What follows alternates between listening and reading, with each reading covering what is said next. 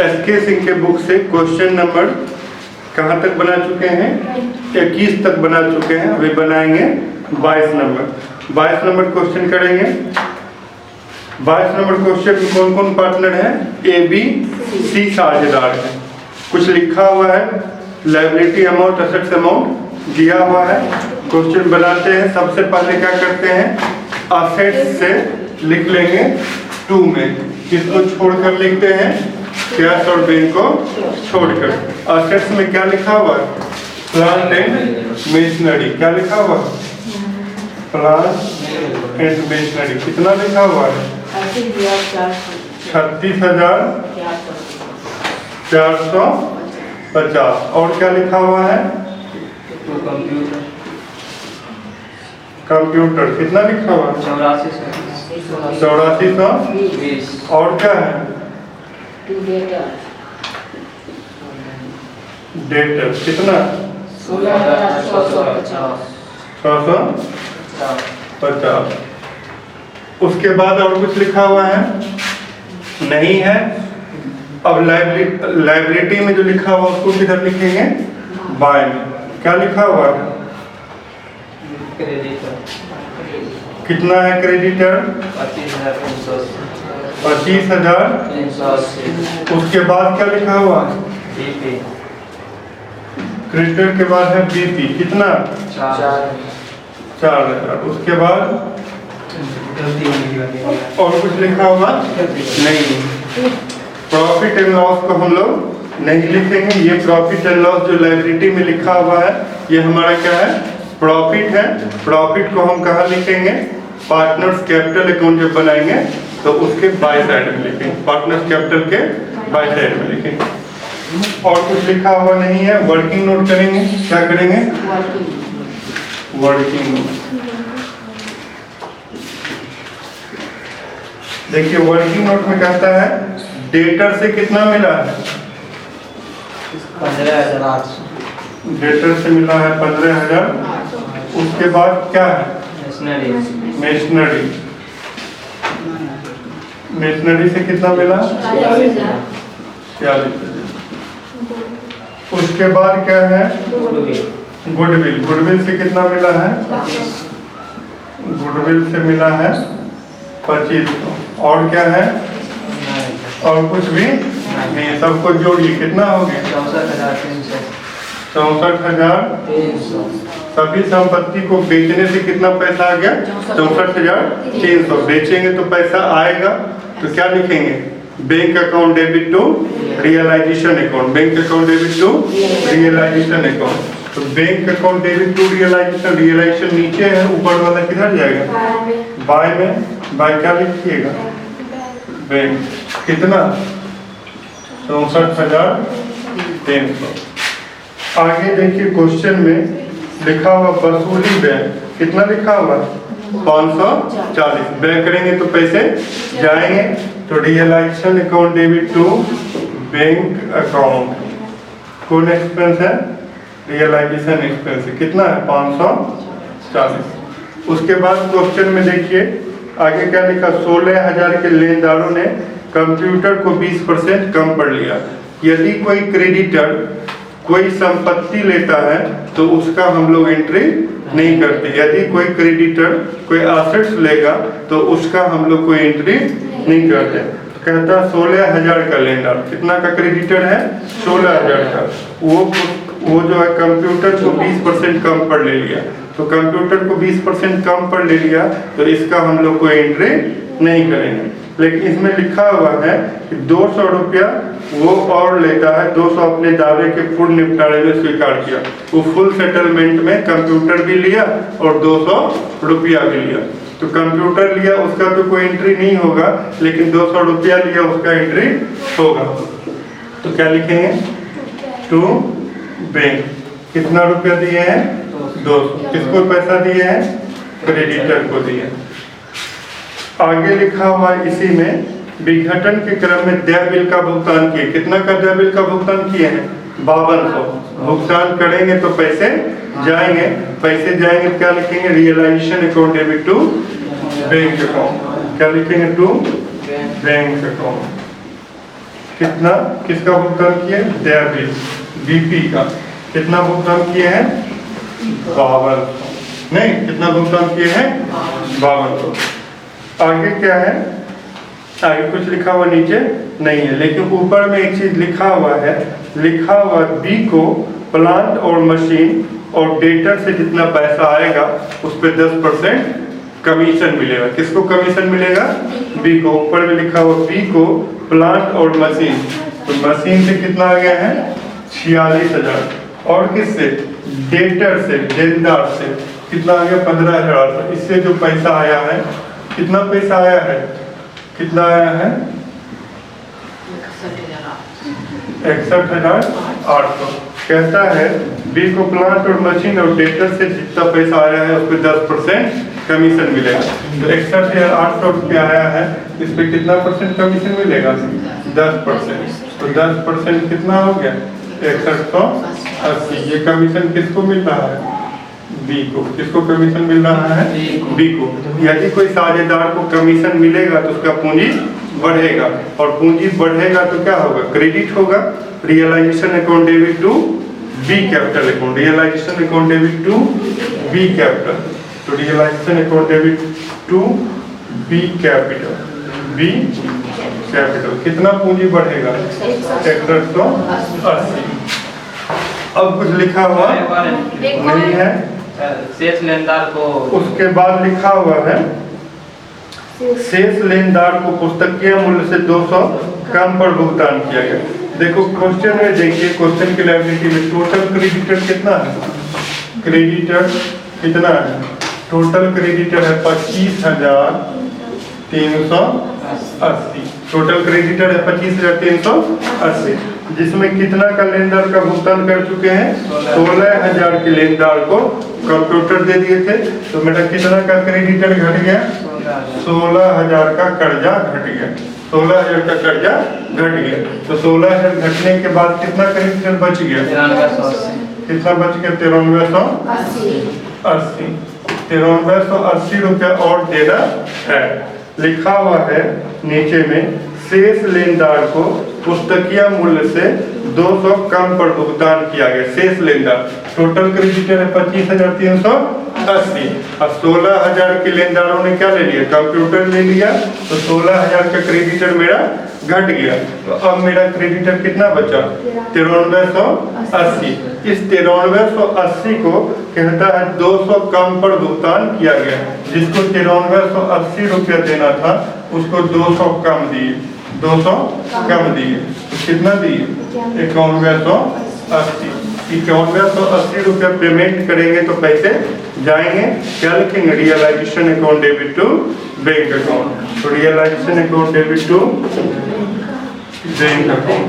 कितना पेमेंट किए? 9180। किसको पेमेंट किए? क्रेडिटर को। और कुछ लिखा हुआ नहीं है। जोड़िए, घटाइए। इधर का एडिंग कितना आ गया? इधर का एडिंग कितना आ गया? 93,680। 93,680। इधर का एडिंग ज्यादा है, 93,680। इधर का एडिंग कितना आ गया? 82,820। 82,820। कितना कम है? 10,860। कितना? 10,860। 10,860।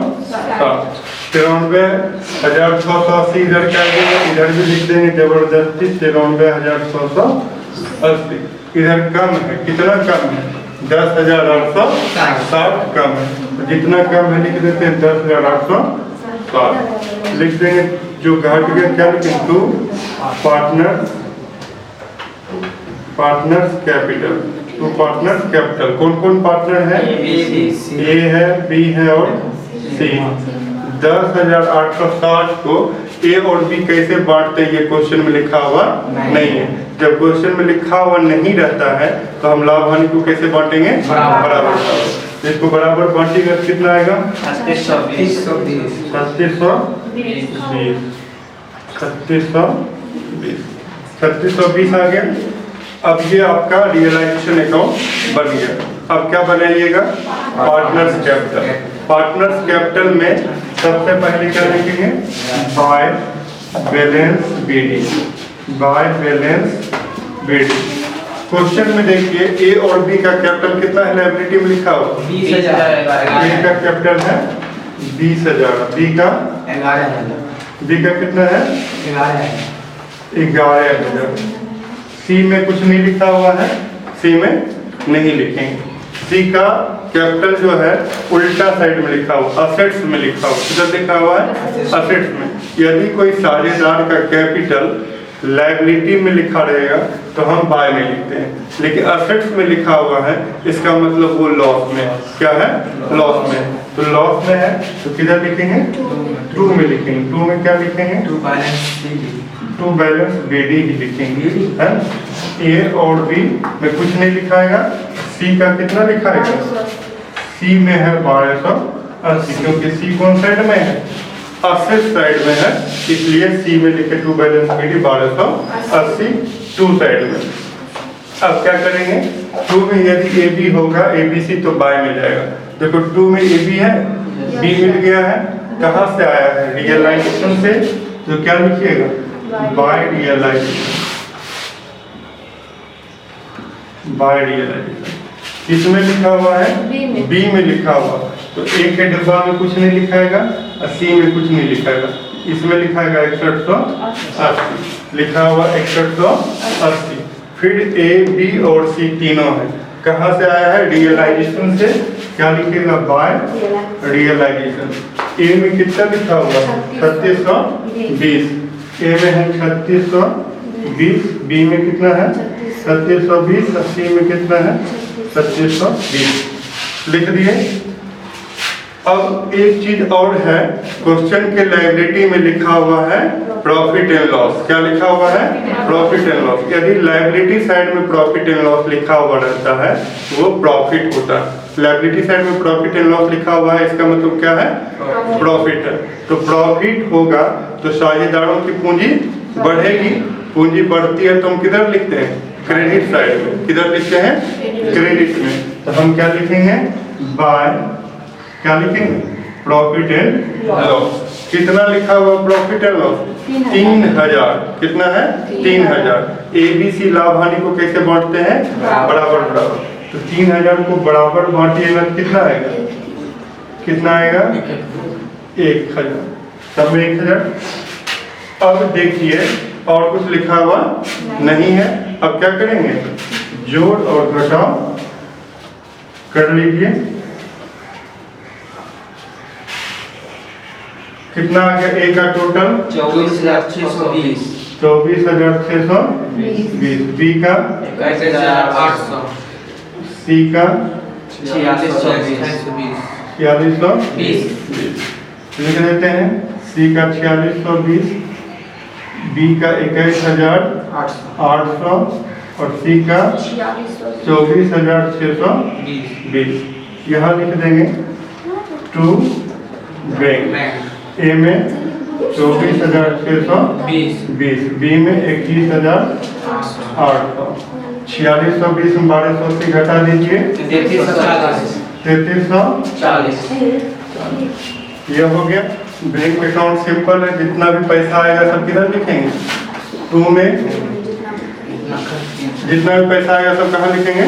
टू में। तो सबसे पहले क्या लिखिएगा? To balance BD. क्वेश्चन के असेट्स में देखिए कितने लिखा हुआ? क्वेश्चन के असेट्स में 5,580। क्वेश्चन के असेट्स में कितना है? 580। उसके बाद देखो बाय में जितना भी बैंक होगा सब टू में लिखेगा। बाय में कितना बैंक है? 4। कहाँ से आया? रियलाइजेशन से आया है 64,300। फिर बाय में बैंक है? नहीं है तो नहीं लिखेंगे। अब टू में जितना भी बैंक होगा सब किधर जाएगा? बाय में जाएगा। कहाँ से आया है? रियलाइजेशन। देखिए टू में कितना बैंक है? 200। कितना कितना है? 540। कितना है? 540। फिर देखो कितना है? 200। फिर आगे देखिए कितना है? 5200। फिर देखो 2 में कितना बैंक है, एक हो गया ये 540, ये हो गया 200 और ये हो गया 5200। अब कितना है 9180 कितना हो गया 9180। अब कहीं 2 में बैंक नहीं है। अब यहाँ पे पार्टनर्स कैपिटल में 2 में बैंक है तो 2 वाला किधर जाएगा, बाय में। क्या लिखाएगा, by A capital by A capital. A capital में कितना लिखाएगा 620 24,620। बी में 21,800 बी में 21,800 और सी में 33,40 अब कुछ लिखा हुआ नहीं है। अब क्या करेंगे, जोड़ेंगे। कितना हो गया 64,880 कितना हो गया 64,880 मतलब क्वेश्चन आपका सही है, दोनों साइड का जोड़ मिल गया, मतलब आपका बनाया हुआ सवाल सही है। 580 रुपया पहले से था और संपत्ति बेचे तो कितना पैसा आ गया 64,300। कुल कितना पैसा आ गया 64,880। खर्चा किए तो रियलाइजेशन एक्सपेंस में चला गया 540। एक क्रेडिटर को कितना दिए 200, बीपी का कितना भुगतान किए 5200 और क्रेडिटर जो बच गया था रेस्ट क्रेडिटर उसको पेमेंट किए 9180 और हिसाब किए तो ए का कितना पैसा निकला 24,620। बी का कितना पैसा निकला 21,800 और सी का कितना पैसा निकला 3340। इस तरह से 64,880 रुपया मेरे पास आया और 64,880 रुपया क्या हो गया खर्च हो गया। इस तरह से आप realisation account, partners capital account और बैंक अकाउंट को बना लीजिए।